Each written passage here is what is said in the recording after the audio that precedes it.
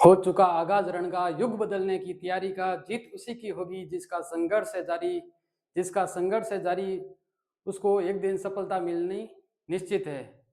कहते हैं कि माँ सरस्वती अपना कर्ज, अपना ऋण है वो किसी का उधार नहीं रखती है, एक दिन आपको डबल करके जरूर देती है। आज हम बात करेंगे राजस्थान की 2026 की सबसे बड़ी भर्ती एलडीसी 2026 की, जिसके बारे में हम बात करेंगे कि जो 75 दिन बचे हैं उन लास्ट 75 दिन में हमें क्या रणनीति रखनी है और कौन सी जो कॉमन मिस्टेक है वो नहीं करनी है, उसके बारे में हम विस्तार से बात करेंगे। सबसे पहले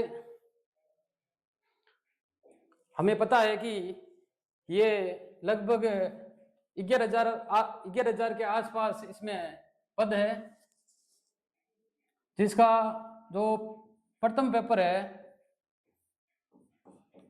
वो आपके जीके का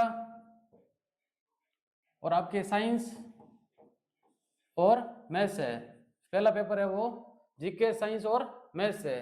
जो पेपर नंबर 2 है, पेपर नंबर सेकंड है, उसमें हिंदी और इंग्लिश है। पेपर सेकंड में आपके हिंदी और इंग्लिश है। इसमें आपके 150 क्वेश्चन और इसमें भी 150 क्वेश्चन है। 150 क्वेश्चन और 150 क्वेश्चन है, जिसमें से 50 क्वेश्चन आपके जीके के, 50 क्वेश्चन आपके साइंस के, 50 क्वेश्चन आपके मैथ्स के। मार्क्स है वो दोनों 100 मार्क्स के हैं। 100 मार्क्स का ये पेपर है और 100 मार्क्स का ये पेपर है। इसमें 75 क्वेश्चन हिंदी के और 75 क्वेश्चन आपके इंग्लिश के आएंगे। ठीक है, इसके बाद में हम बात करेंगे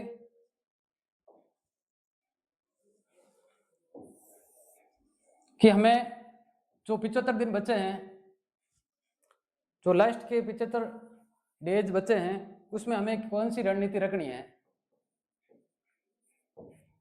क्योंकि कहते हैं कि किसी भी युद्ध में उस युद्ध को जीतने के लिए उसके लिए एक सही रणनीति का होना आवश्यक है। उसी प्रकार से हम लास्ट 75 दिन कौन सी रणनीति अपना सकते हैं ताकि हमारे जो सिलेक्शन मिलना आसान हो जाए। हम बात करेंगे जो लास्ट के 75 डेज है उसमें अलग अलग दिनों को बांटकर, जिसमें जो आपके शुरुआती जो 20 दिन है उसमें जो आपका सिलेबस बाकी रहा है, जो 20 दिन है जो आपका सिलेबस बाकी रहा है, वो इन 20 दिनों में आप सिलेबस अपना कवर कर लो पूरा। फिर आपके अगले जो मान लो 55 डेज बचे हैं, तो अगले 25 दिन में आप पहला रिवीजन आपको लगाना है। फर्स्ट रिवीजन आपको अगले 25 दिनों में, फर्स्ट रिवीजन। सेकेंड रिवीजन आप 20 दिन ले लो। सेकेंड रिवीजन आपको अगले 20 दिनों में सेकेंड रिवीजन करना है। कितने दिन हो गए? 40-45 हो गए। और लास्ट जो रिवीजन है 10 दिन, 10 डेज में आपको लास्ट का रिवीजन पूरा करना है, थर्ड रिवीजन। क्योंकि आपको पता है जो लास्ट का पढ़ा हुआ है वो ज़्यादा याद रहता है। इस प्रकार 75 डेज का आपको वर्गीकरण करना है।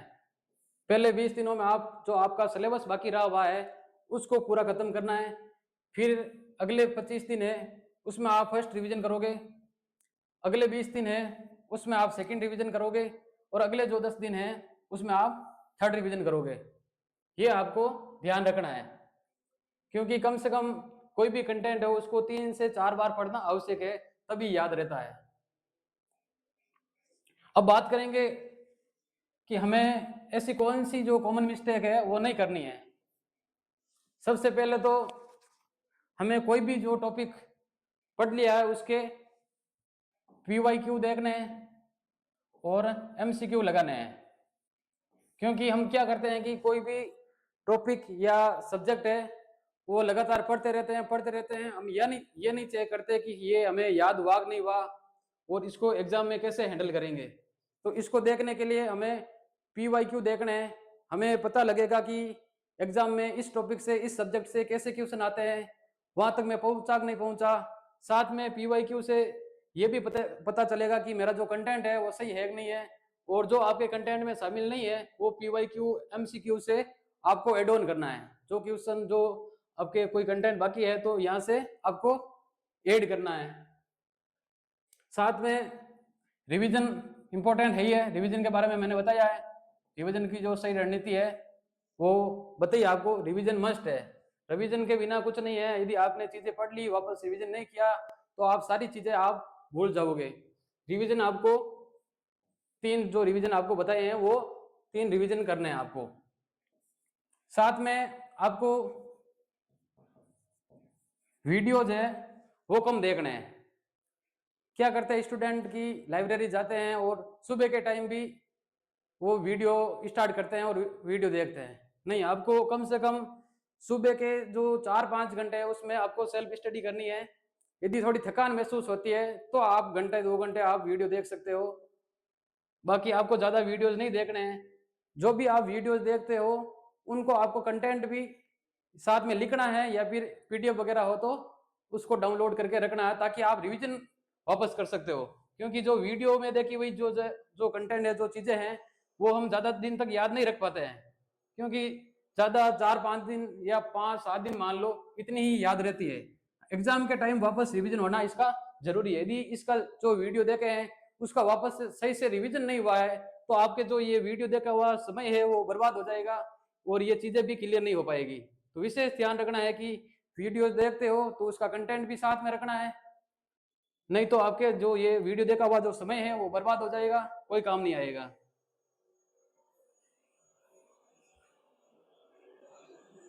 आगे हम सब्जेक्ट वाइज बात करेंगे कि कौन से सब्जेक्ट में क्या पढ़ना है, किस तरह से पढ़ना है। सबसे पहले बात करेंगे पेपर फर्स्ट की। पेपर फर्स्ट में ध्यान रखना, जैसे कि सब्जेक्ट है जीके। जीके में आपको ज्यादा समय खराब नहीं करना है, क्योंकि जीके हम पहले से पढ़ते आए हैं और क्या बच्चे इसमें उलझ जाते हैं। जीके में आपको लिमिटेड टाइम देना है। उसमें भी आप जैसे कि हिस्ट्री है, हिस्ट्री में आप मॉडर्न हिस्ट्री के ऊपर आपको ज्यादा फोकस करना है। जैसे कि मॉडर्न हिस्ट्री में भी जो प्रजामंडल है, प्रजामंडल वाला टॉपिक है, या फिर जो क्रांति है, क्रांति का टॉपिक ले लो, या फिर एकीकरण का जो टॉपिक है वो। साथ में आपके जो किसान आंदोलन है, इन टॉपिक को अच्छे से तैयार करना है। ये जो 3-4 टॉपिक है इनको अच्छे से देखना है। यहाँ से सवाल बार बार बनते हैं। जो इंसेंट या मिडाइवल हिस्ट्री है, जो राजवंश वगैरह है, जो राजवंश है उनमें ज्यादा समय खराब नहीं करना है।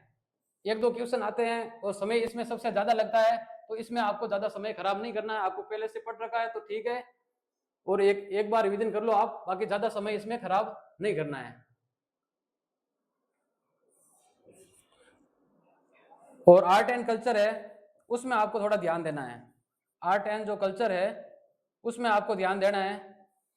इसमें भी आप ऐसे नहीं कि बार बार कंटेंट चेंज करो या फिर वीडियोज वगैरह देखो, आप ऐसे करो इसमें जो भी आपके पहले से कोचिंग के नोट्स है वहां से पढ़ लो, या फिर जो क्लास 10 की जो RBC की राजस्थान कला और संस्कृति नाम से एक किताब आती है, वहां से आप अच्छे से पढ़ सकते हो। वहां से आप भी आपके सवाल सारे हो जाएंगे।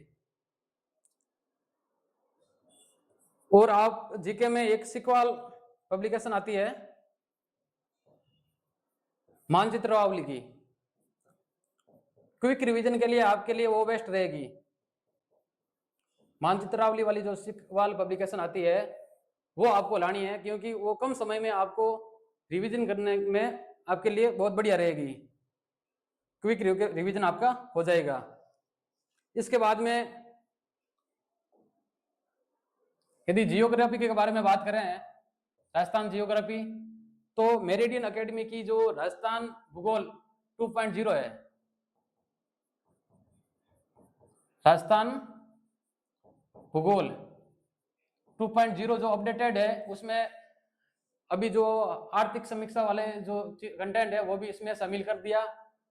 आपके विजय सियाग सर की है, ये अभी अपडेट किया है तो आपको इसमें से आपका सारा कंटेंट है वो क्लियर हो जाएगा, जो भी टॉपिक है सारा इसमें से हो जाएगा आपका, और अदर कोई पढ़ने की आवश्यकता है नहीं। जियोग्राफी में, राजस्थान जियोग्राफी में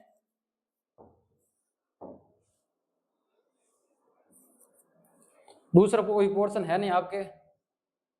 अगला यदि सब्जेक्ट की बात करें, हम मैथ्स के बारे में बात करें, इसमें पूरा का पूरा खेल है जो प्रैक्टिस का है, कितनी आप प्रैक्टिस करते हो उस पर है। ये स्कोरिंग सब्जेक्ट है, आपको हार्ड लगता होगा लेकिन इसमें नंबर लाना थोड़ा आसान रहता है, क्योंकि इस सब्जेक्ट की लिमिटेशन है।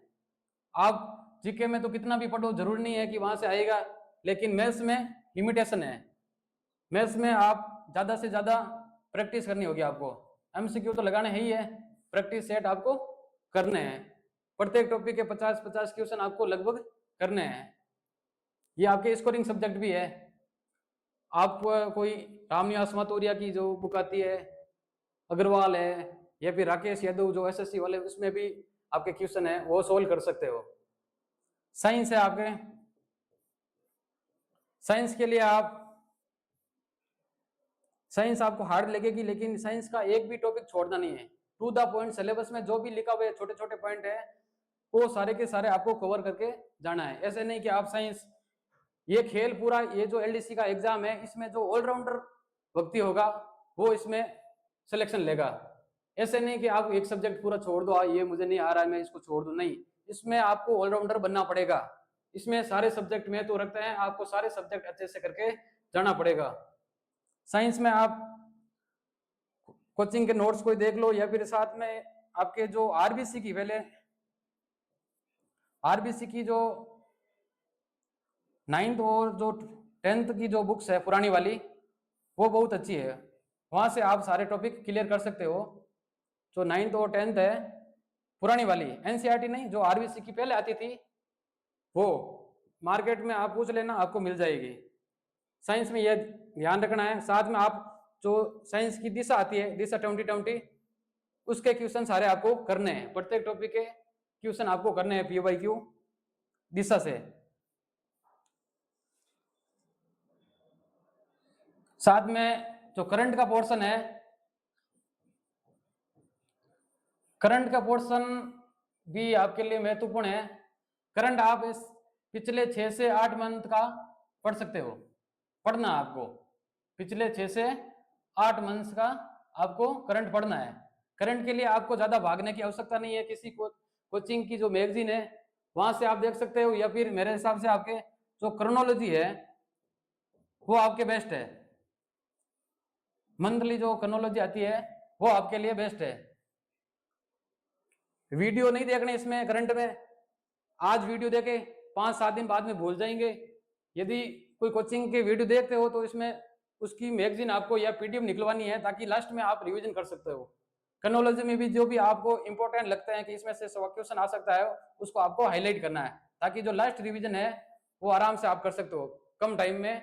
एक दिन में 6-8 महीने का जो करंट है वो लास्ट में एक दिन में वापस पूरा रिवीजन कर सको। आगे हम बात करेंगे पेपर सेकंड की। पेपर सेकंड में आपको पता है हिंदी जो कि मुख्य पोर्शन है, क्योंकि मुख्य तो दोनों है, इसमें 75 क्वेश्चन आएंगे, और जो इंग्लिश है इसमें भी 75 क्वेश्चन है, दोनों मिला के 150 क्वेश्चन है। हिंदी के लिए आपको हिंदी पर पूरा का पूरा खेल प्रैक्टिस का है, जैसे मैथ्स का है उसी टाइप हिंदी का पूरा खेल भी आपका प्रैक्टिस का है। हिंदी अपन को इजी लगती है, अपन जब पढ़ते हैं तो ऐसा लगता है ये मुझे आता है, ये मुझे आता है, लेकिन जब सवाल करते हैं उस टाइम परेशानी आती है, फिर अपन के जो सिली मिस्टेक होती है वो होती है, फिर बोलते हैं ये मेरे सिली मिस्टेक हो गई, ये हो गया, वो हो गया। इसलिए आपको ज्यादा से ज्यादा MCQ लगाना है हिंदी में, और PYQ देखने हैं। समझ रहे हो मेरी बात को? ज्यादा से ज्यादा सवाल सोल्व करने हैं, प्रत्येक टॉपिक के आप 50-50 100 क्वेश्चन जितने हो सकते हो प्रैक्टिस करनी है, क्योंकि विलोम शब्द आपको पढ़ोगे तब ऐसा लगेगा कि मुझे विलोम शब्द आते हैं, लेकिन जब क्वेश्चन करोगे उस टाइम आपके गलत होंगे। पराई बात ये वही है। वाक्यांश के लिए एक शब्द है, वो रघु प्रकाश बेस्ट है, रघु प्रकाश में खूब सारे दे रखे हैं, आपको वो पढ़ने हैं और जो हार्ड है उस पर हाईलाइट कर देना है ताकि आप रिवीजन आप आसानी से कर सको। हिंदी के लिए आपको जो रघु प्रकाश की बुक आती है वो बहुत अच्छी है, वो मोर देन सफिशिएंट है, रघु प्रकाश। इसमें आप जरूर है कि प्राइवेसी है वो कोई किसी कोचिंग के नोट से देख सकते हो, क्योंकि इसमें जो प्राइवेसी है बहुत ज्यादा दे रखे, आप ये प्राइवेसी है किसी कोचिंग के नोट से आप कर सकते हो। बाकी सारे टॉपिक इसमें है और हिंदी में ये टारगेट रखना है कि मुझे 75 में से 75 क्वेश्चन सही करने हैं, कोशिश यही रखनी है। पारिभाषिक शब्दावली भी इसमें मुख्य भूमिका अदा करती है, तो पारिभाषिक शब्दावली भी आपको अच्छे से तैयार करनी है। बाकी जो भी पोर्शन है आपको पता है कि हिंदी पूरा खेल प्रैक्टिस का हिंदी में। साथ में इंग्लिश की बात करें, इंग्लिश में अपन को डर लगता है, जैसा हिंदी में डर नहीं लगता उसका उल्टा है कि इंग्लिश में उतना ही डर लगता है। लेकिन इंग्लिश में इतना डरने की आवश्यकता नहीं है, क्योंकि काफी सारे ऐसे टॉपिक है जो हम छठी क्लास से पढ़ते आए हैं। जैसे कि आर्टिकल है, आर्टिकल है वो हम शुरू से पढ़ते आए हैं। वॉइस है वो पढ़ते हैं, नरेशन है वो भी पढ़ते आए हैं, क्योंकि 10वीं क्लास में अपन के 10वीं है 11वीं 12वीं में ये टॉपिक पढ़ते हैं। नरेशन है, आपके प्रीपोजिशन है, प्रीपोजिशन है, ऐसे टॉपिक है जो पैसेज है वो भी कर सकते हैं। इसमें ध्यान रखना कि जो सिनोनियम्स है और एंटोनियम्स है, एंटोनियम्स है इन पर ज्यादा समय खराब नहीं करना है।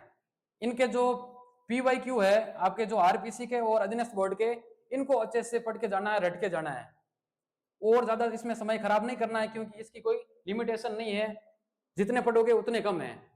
वन वर्ड है उस पर